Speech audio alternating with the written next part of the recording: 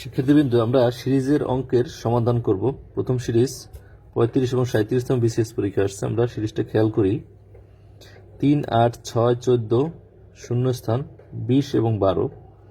দেখব সিরিজের শুরুতে কম বড়, ছোট বড়, আবার ছোট আবার বড়, এইরকম ক্ষেত্রে বুঝতে হবে যে জোর স্থানের সাথে জোর স্থানের সম্পর্ক, বিজোড় স্থানের সাথে বিজোড় স্থানের সম্পর্ক। অর্থাৎ এই 3-এর সাথে 6-এর সম্পর্ক, এই 6-এর সাথে ফাঁকা স্থানের সম্পর্ক, ফাঁকা স্থানের সাথে 12 সম্পর্ক, এবং এই 8-এর সাথে 14 সম্পর্ক, 14-এর সাথে 20-এর সম্পর্ক।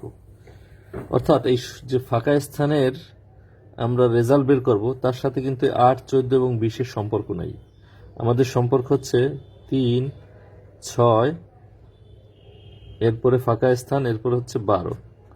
এখন আমরা খেয়াল করবো যে 3-এর পরে 6 হয়েছে 3 ডিফারেন্সে, 3 বড় হয়েছে, এরপরে ফাঁকা স্থান, এরপরে 12।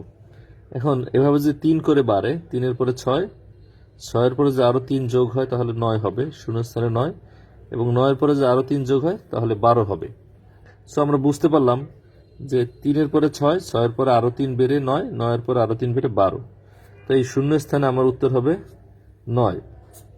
উত্তর হয়ে গেল। পরের সিরিজ দেখব আমরা।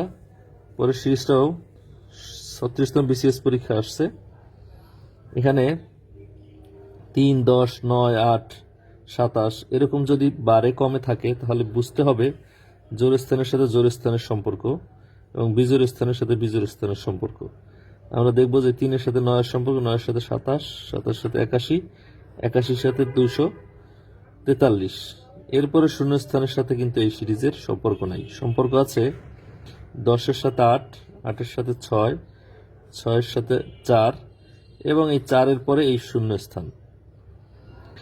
যেহেতু 10-এর পরে 8, তারপরে 6, তারপরে 4, তারপরে শূন্যস্থান, আমরা দেখলাম যে 10-এর পরে 2 কমে 8 হলো, এরপর 2 কমে 6 হলো, এরপর 2 কমে 4 হলো, এরপর 2 কমে অবশ্যই 2 হবে। উত্তর হবে 2।